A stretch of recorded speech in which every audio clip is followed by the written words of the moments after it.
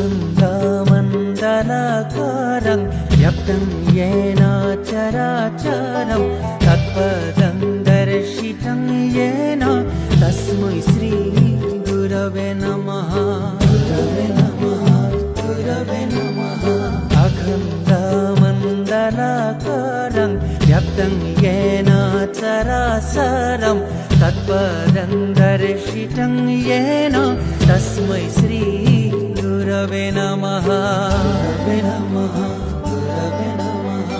अखण्डमण्डलाकारं व्याप्तं येन